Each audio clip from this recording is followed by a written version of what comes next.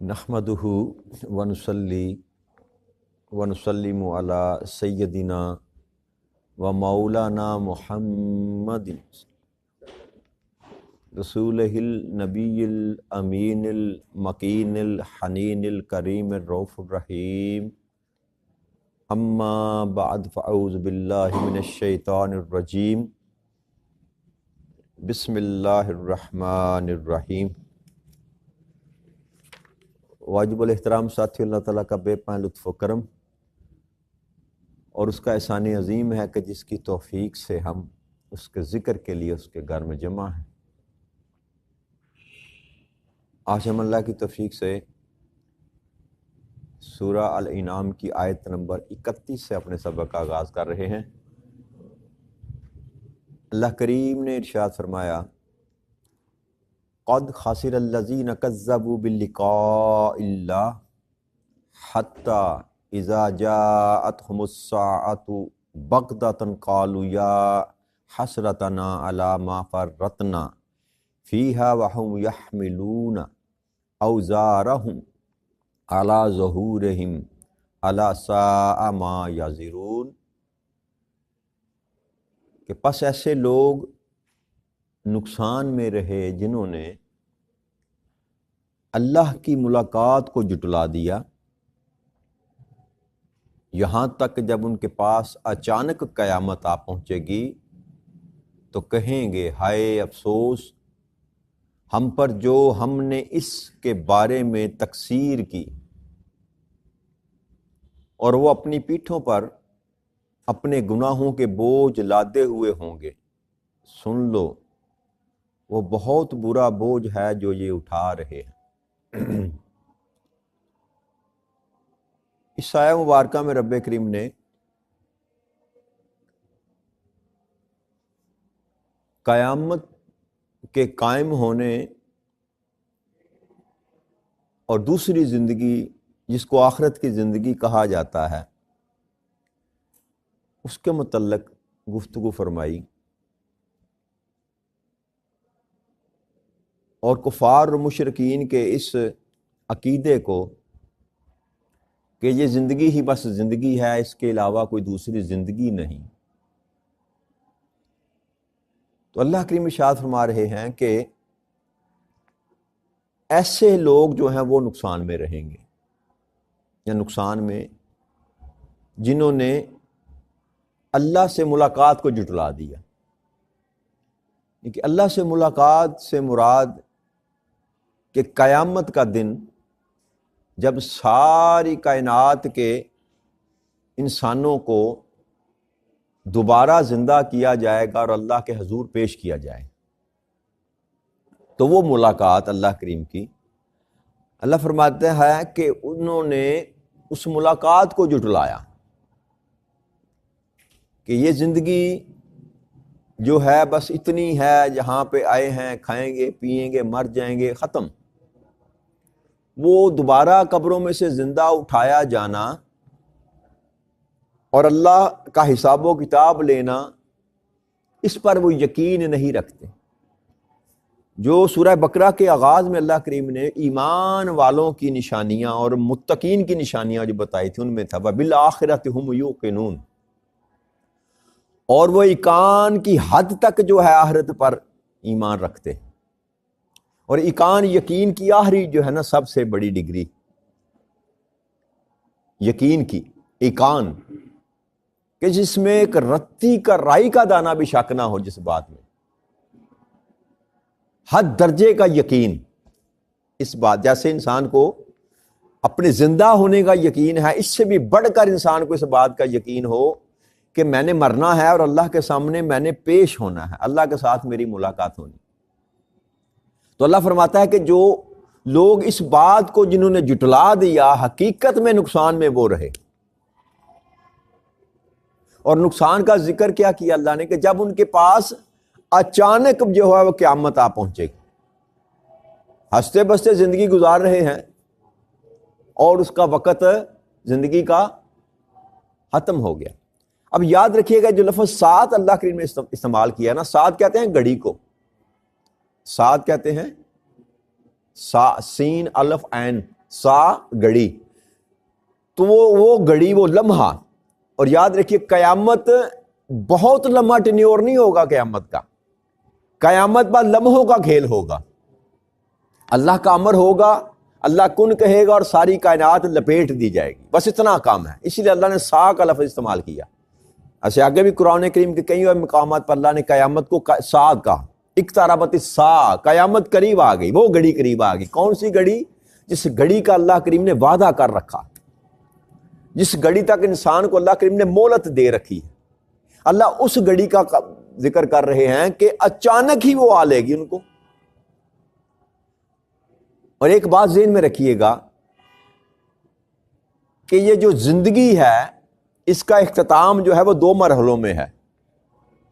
ایک تو قیامت ہم اس کو کہتے ہیں جب ساری کائنات کو لپیٹ دیا جائے گا، ہر انسان جو ہے وہ دنیا سے چلا جائے گا ایک ہی وقت میں، ایک ہی لمحے میں. اور ایک قیامت وہ ہوتی ہے جو ہر انسان پر بیتتی ہے جب اس کا موت کا وقت آتا ہے. تو یہ جو کہا جاتا ہے نا کہ موت قیامت قریب ہے، تو اگر اس کو یوں سمجھا جائے کہ ہر انسان کے لیے قیامت اس کے قریب تر ہے. وہ جو گھڑی قائم ہونی ہے وہ اللہ جانتا ہے کب قائم ہونی ہے. کتنے ہزاروں سال ہیں، کروڑوں سال ہیں، اربوں سال ہیں، یہ اللہ اور اللہ کے رسول کے سوا کوئی نہیں جانتا. لیکن اس قیامت کو تو ہر انسان جانتا ہے کہ جو آپ پر اور مجھ پر بیتنی ہے اس کی بہت لمبی عمر نہیں ہے. کوئی 40 میں چلا جائے گا، کوئی 50 میں چلا جائے گا، کوئی 60 میں چلا جائے گا. بہت لمبی عمر کو پالے گا تو 100 پہ چلا جائے گا. تو یہ جو قیامت انسان پر آنی ہے، یہ جو گھڑی انسان پر آنی ہے، جب اس نے اس زندگی سے اس زندگی میں انتقال کرنا ہے، اس کا تو انسان کو احاطہ ہے، کیا جا سکتا ہے، ادراک ہے کہ نہیں ہے. اتنا تو انسان مرتے ہوئے ہم دیکھتے نہیں، روزانہ لوگوں کو دیکھتے ہیں. کوئی 50 سال کا چلا گیا، کوئی 60 سال کا چلا گیا. جی چھوٹے بچے بھی چلے جاتے ہیں، جوان بھی چلے جاتے ہیں، بوڑھے بھی چلے جاتے ہیں. تو ایک ایوریج تو ہے نا کہ زیادہ سے زیادہ لمبی عمر آج جو اوسط عمر جو نکالی جا رہی ہے، اوسطن عمر جس کو کہتے ہیں، وہ مرد کی 58 سال ہے اور عورتوں کی 60 سال ہے، یا مرد کی 56 سال ہے، عورتوں کی 58 سال ہے. یعنی کہ یوں سمجھ لیجئے کہ 60 سال ایوریج عمر ہے آج کے انسان کی.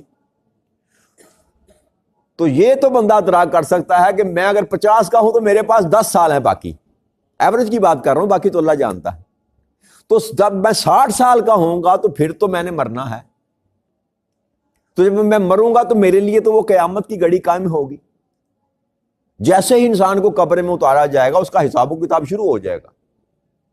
جاتے ہی آقا کریم صلی اللہ علیہ وسلم کی حدیث مبارکہ جس میں اللہ آپ نے بیان فرمایا کہ جب انسان کو دفن کر کے آخری انسان اس کی قبر سے اپنے قدم دور کرتا ہے اور اس کے قدموں کی جو چاپ ہے وہ جب اس مردے کو سنائی دینا بند ہو جاتی ہے 8-10 قدم کے بعد، جیسے ہی قبر سے لوگ ہٹ جاتے ہیں اسی وقت وہ آ جاتے ہیں حساب لینے والے.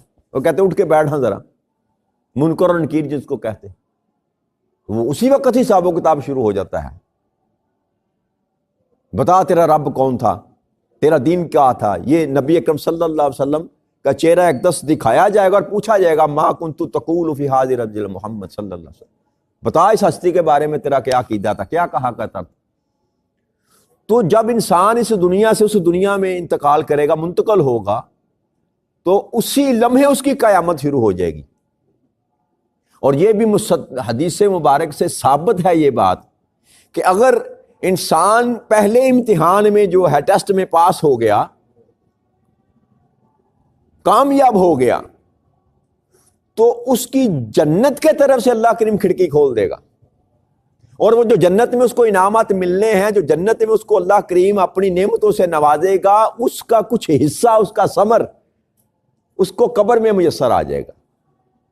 اور اللہ کریم قبر میں اس کے لیے فراہی کر دے گا، قبر کو کھول دے گا 70,000 میل تک اور تا حد نگاہ تک. اب جس قدر اس کا معاملہ رب کریم کے ساتھ ہوگا اس انسان کا، اس قدر اس پر قبر کو وسعت کر دی جائے گی. اور اگر پہلے امتحان میں انسان ہو گیا فیل، تو اس کی قبر میں جہنم کی طرف سے کھڑکی کھول دی جائے گی.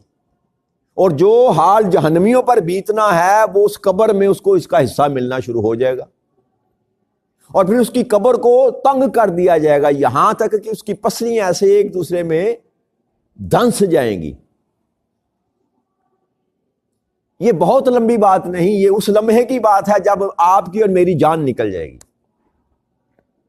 تو اللہ کافروں اور مشرکوں کو ایک متعلق بتا رہا ہے کہ یہ نقصان میں ہیں جنہوں نے یقین ہی نہیں رکھا کہ ہم نے مرنا ہے۔ ہمیں تو چلو یقین ہے، تھوڑا ہے یا زیادہ ہے، ہم کہتے ہیں، ہم مانتے ہیں کہ ہم آخرت پر یقین رکھتے ہیں، ہم نے مرنا ہے، اللہ کی بارگاہ میں جانا ہے، لیکن ہمارے یقین اور کافروں کے یقین میں فرق صرف اتنا ہے، وہ مانتے ہی نہیں۔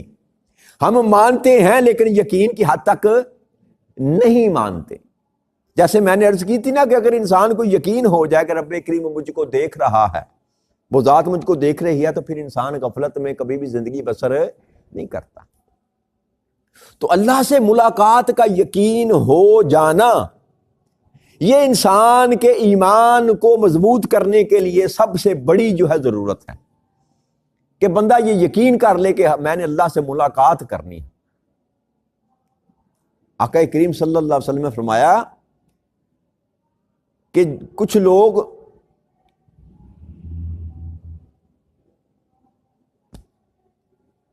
جو اللہ سے ملاقات کو محبوب رکھتے ہیں، یہ حضرت عبادہ بن الصامت رضی اللہ تعالیٰ عنہ کی بیان کردہ حدیث مبارک ہے، اور امام بخاری نے اس کو نقل کیا کہ نبی اکرم صلی اللہ علیہ وسلم نے فرمایا جو شخص اللہ سے ملاقات کو محبوب رکھتا ہے تو اللہ بھی اس سے ملاقات کو محبوب رکھتا ہے۔ یعنی کہ جو انسان اللہ سے ملنا چاہتا ہے، رب بھی اس سے ملنا چاہتا ہے۔ یعنی کہ یہ دونوں طرف، میں نے عرض کی تھی محبت کا یہ جو معاملہ ہے نا، یہ یک طرفہ نہیں ہے۔ اگر آپ اللہ سے محبت کریں گے تو اللہ آپ سے بڑھ کر آپ سے محبت کرے گا۔ اللہ اپنے اوپر قرض نہیں رکھتا، کسی بھی قسم کا قرض نہیں رکھتا۔ تو آقا نے فرمایا کہ جو اللہ سے ملاقات کو محبوب رکھتا ہے، اللہ اس سے ملاقات کو محبوب رکھتا ہے، اور جو شخص اللہ سے ملاقات کو ناپسند کرتا ہے تو اللہ بھی اس سے ملاقات کو ناپسند کرتا ہے۔ اللہ کو حاجت نہیں ہے کہ آپ سے ملاقات کی جائے۔ پھر آپ نے فرمایا، بلکہ حضرت عائشہ صدیقہ رضی اللہ تعالیٰ عنہ نے یا آپ کی کسی اور زوج نے، ام المومنین نے کہا کہ اے اللہ کے محبوب، ہم تو موت کو ناپسند کرتے ہیں، بس کوئی بھی مرنا نہیں چاہتا نا جی۔ کوئی ہے ہم میں سے جو کہے کہ مجھے صبح موت آئے، ابھی موت آ جائے؟ کوئی بھی مرنا نہیں چاہتا، بس موت آ جاتی ہے تو انسان چلا جاتا ہے۔ لیکن کچھ لوگ ہوتے ہیں جو اس زندگی کو زیادہ پسند نہیں کرتے۔ موت مانگنی نہیں چاہیے، یہ حرام ہے جب اس کا امر آ جائے، لیکن اس سے ملاقات کے لیے تڑپنا یہ دراصل موت مانگنا ہی ہے نا جی، لیکن انداز جدا ہے۔ کب اس قید خانے سے جان چھوٹے گی؟ جیسے نبی اکرم صلی اللہ علیہ وسلم نے فرمایا کہ جو زندگی ہے، یہ دنیا، یہ مومن کے لیے جیل ہے، مومن کے لیے قید خانہ ہے۔ تو قید خانے سے چھوٹنے کی خواہش مومن تو کرے گا کہ کب جان چھوٹے گی اس عذاب سے جی۔ تو آپ نے فرمایا، حضرت عائشہ فرماتی ہیں کہ ہم تو موت کو ناپسند کرتے ہیں، تو آپ نے فرمایا ایسی بات نہیں ہے۔ البتہ جب مومن پر موت کا وقت آتا ہے نا، تو اس کو اللہ کے راضی ہونے اور اس کے کرم کی بشارت دی جاتی ہے۔ بندہ مومن جب اس کا موت کا وقت شروع ہوتا ہے، نزاع کا وقت جس کو کہتے ہیں، تو اللہ کے کرم کی جو بشارت اس کو دی جاتی ہے، اس کو آخرت کا جو ماحول ہوتا ہے نا، جو اس کو عطا کیا جانا ہے، جو مقام رب کریم نے اس کے لیے رکھا ہوا ہے، اس کا دیدار اس کو کرایا جاتا ہے۔ اور جو فرشتے جب آتے ہیں نا، اسرائیل جب آتا ہے روح قبض کرنے کے لیے ایمان والے کی، تو اس کے ساتھ جو فرشتے آتے ہیں نا، وہ بڑی خوش شکل اور خوشبوؤں کے حولے آ رہے ہوتے ہیں، ایک نورانی ماحول ہوتا ہے، اور اس نورانی ماحول میں اس انسان کو اس کا آخرت کا جو مقام ہے وہ دکھایا جاتا ہے۔ تو جب وہ دیکھتا ہے تو اس کے اندر تمنا پیدا ہوتی ہے پھر رب سے ملاقات کی، پھر کہتا ہے جلدی میری جان نکل جائے، میں اللہ سے ملاقات کروں۔ نیک آدمی جو ہے، اور اس کے مقابل میں آپ نے فرمایا کہ اس وقت اس کو آخرت کے سفر میں آگے جانے سے زیادہ کوئی چیز عزیز نہیں ہوتی، جب وہ دیکھ لیتا ہے کہ یہ میری منزل ہے اور کیا خوبصورت منزل ہے، تو پھر اس کی خواہش یہی ہوتی ہے کہ جلدی سے جلدی میرا سفر ختم ہو جائے، میں اللہ کے پاس پہنچ جاؤں۔ تو پھر آپ نے فرمایا لیکن جب کافر کا موت کا وقت آتا ہے تو اس کو اس کا عذاب جو ہے اور اس کی جو سزا ہے وہ اس کی بشارت دی جاتی ہے، وہ دکھایا جاتا ہے۔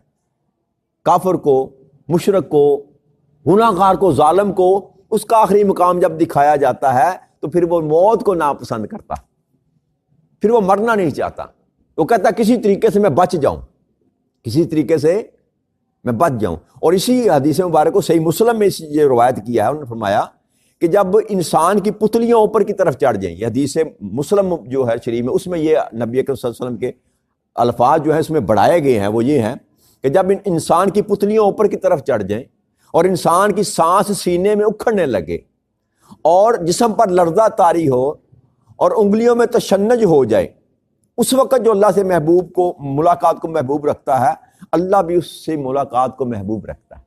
یعنی کہ جب انسان کا نزاع کا وقت آتا ہے تو اس وقت محبوب تو وہی رکھے گا جس نے زندگی اللہ اور اللہ کے رسول کے حکموں کے مطابق بسر کی، وہی محبوب رکھے گا۔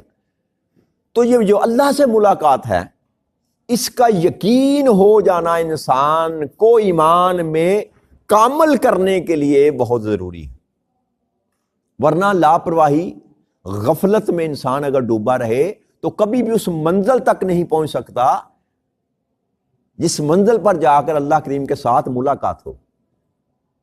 اور میں نے آپ کو حدیث مبارک سنائی تھی کہ آقا نے فرمایا کہ جس طرح تم سورج کو دیکھتے ہو ننگی آنکھوں سے اور چاند کو دیکھتے ہو ننگی آنکھوں سے، اسی طرح تم رب کریم کا جلوہ کرو گے قیامت کے۔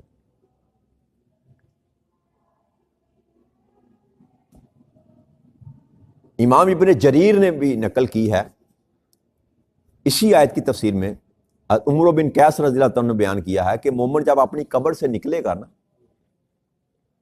تو ایک بہت خوبصورت حسین صورت جو ہے نا اور نفیس خوشبوؤں کے ساتھ اس کا استقبال کیا جائے گا، اس مردے کا۔ جب وہ قبر سے نکلے گا تو وہ مردہ کہے گا کہ تمہاری خوشبو بہت نفیس ہے، تمہاری صورت بہت حسین ہے۔ وہ کہے گا تم بھی دنیا میں اسی طرح تھے، تم بھی خوشبودار تھے، تم بھی حسین تھے، میں تمہارا نیک عمل ہوں۔ وہ جو خوبصورت شکل میں اور نفیس خوشبو کے ساتھ استقبال کرے گا مردے کا، مرنے والے کا، تو آپ نے فرمایا وہ قبر سے نکلتے ہی سامنے اس کے وہ نیک اعمال آئیں گے، وہ کہیں گے میں تیرے نیک اعمال تھا، تو دنیا میں مجھ پر بہت عرصہ سوار رہا، میں دنیا میں تم پر بہت عرصہ سوار رہا۔ نیک اعمال کہیں گے کہ میں دنیا میں تم پر بہت عرصہ سوار رہا، آج تو مجھ پر سواری کر۔ تو وہ نیک اعمال کی سواری پر بیٹھ کر بندہ جو ہے وہ یوں سمجھے پل صراط سے گزر جائے گا نیک اعمال کے ساتھ۔ پھر فرمایا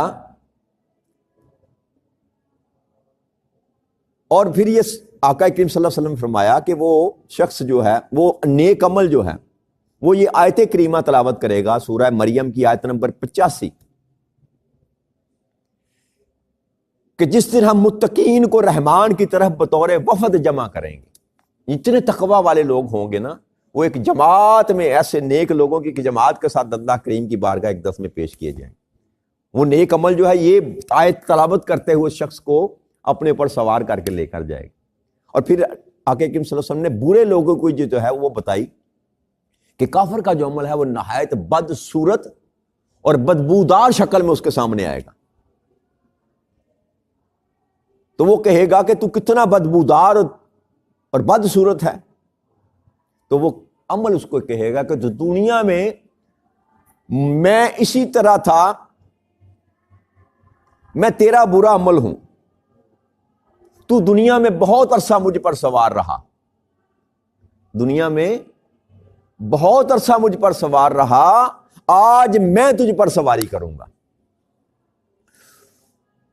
پھر وہ یہ آیت مبارکہ جو ہے نا یہاں پر جو آج ہم نے تلاوت کی، اس کا ٹکڑا پڑے گا کہ وہ اپنی پیٹھوں پر گناہوں کا بوجھ اٹھائے ہوئے ہوں گے. سنو وہ کیسا برا بوجھ اٹھائے ہوئے ہوں گے. یہ آیت کریمہ آیت نمبر 31 کا آخری حصہ. وَهُمْ يَحْمِلُونَ أَوْزَارَهُمْ عَلَىٰ ظُهُورِهِمْ أَلَا سَاءَ مَا يَزِرُونَ کہ وہ اپنی پیٹھ پر جو ہے نا اپنے اعمال کا برا بوجھ لاتے ہوئے ہوں گے، اور بہت ہی برا بوجھ ہے جو وہ اٹھا رہے ہوں گے. یہ عمل جو یہ آیت کریمہ کو حصہ ٹکڑا تلاوت کرے گا کہ انسان اپنے سارے اعمال جو ہیں برے اعمال، ان کی گٹھڑی جو ہے وہ انسان اٹھا کر جو اپنے ساتھ لے کر جائے گا، اور جو اچھے اعمال ہیں وہ قیامت کے دن جب انسان قبر سے نکالا جائے گا تو انسان کا سارا بوجھ وہ اچھے اعمال اٹھا لیں گے. تو بات سمجھ میں یہ آئی کہ اگر انسان دنیا میں اچھے اعمال کرتا رہے اور اللہ سے ملاقات کو یقین میں بدل رہے، تو جب قبر سے نکلتے ہی اس پر اللہ کریم اپنا رحمت اور فضل کرے گا، اس کے لیے سارے راستے آسان کر دے گا. حشر کا معاملہ آسان، حساب و کتاب کا معاملہ آسان، میزان کا معاملہ آسان، پل صراط کا معاملہ آسان.